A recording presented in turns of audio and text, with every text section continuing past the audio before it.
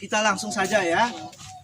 Kita ke praktek yang pertama, yaitu membuat pupuk organik. Pertama kita manfaat pupuk organik itu sendiri, Ibu. Kenapa kita sekarang amat sangat dianjurkan oleh pemerintah untuk menggunakan pupuk organik? Soalnya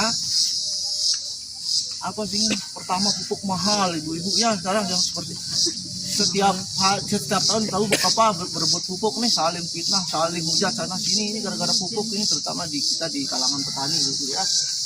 Terus yang kedua, pupuk organik itu mengandung banyak sekali manfaatnya, Ibu. Yang pertama, di sini mengandung unsur hara yang lengkap, baik itu unsur hara mikro maupun unsur hara makro. Apa itu unsur hara mikro? Apa unsur hara makro?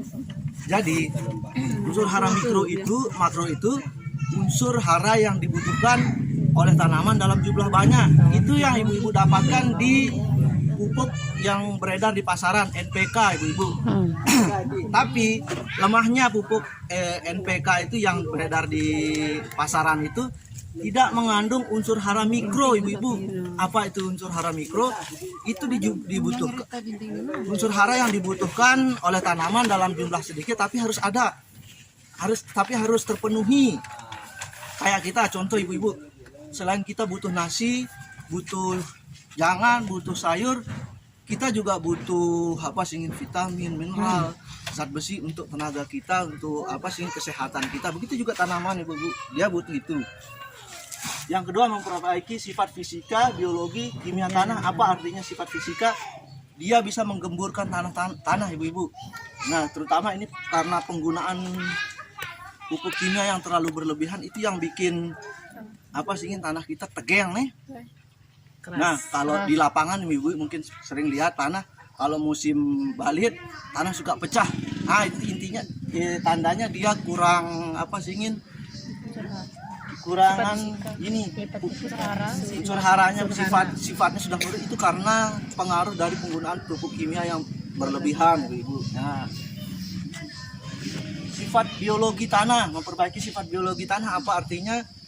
Artinya dia dengan kita menggunakan pupuk organik ini, dia bisa memperkaya kehidupan biologi, dalam arti memperkaya kehidupan mikroorganisme di dalam tanah itu, Ibu-ibu, yang bisa mengurai pupuk yang Ibu-ibu berikan atau sisa-sisa tanaman itu menjadi makanan yang siap untuk dimakan oleh tanaman. Jadi begini dia, Ibu-ibu, ketika saya aplikasikan pupuk itu tidak semuanya bisa diserap oleh tanaman kalau tanpa ada bantuan dari unsur mikroorganisme itu yang memasak makanannya menjadi makanan yang siap untuk diserap oleh tanaman. Nah, biar tidak sia-sia pupuk, kasihan saya sudah beli mahal-mahal pupuk, sia bolang kan, lebih banyak yang menguap atau terbawa oleh air sebelum diserap oleh tanaman. Yang ketiga, sifat kimia tanah. Nah, sifat kimia tanah ini lebih ke ini, dia poin yang nomor 1 ini tadi, dia mengandung banyak sekali unsur hara untuk kesuburan tanah. Kita lanjut ya. Melepas hara secara perlahan atau slow release. Nah, ini artinya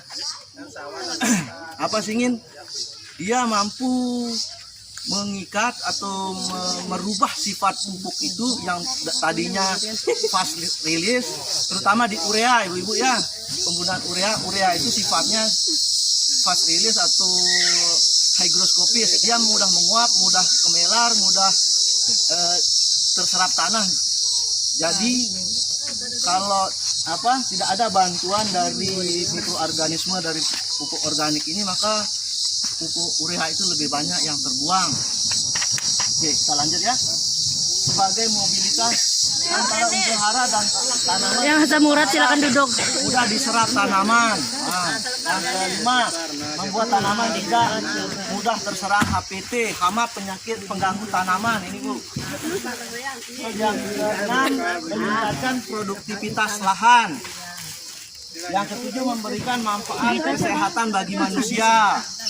Kenapa memberikan dampak kesehatan bagi manusia? Artinya kita mengurangi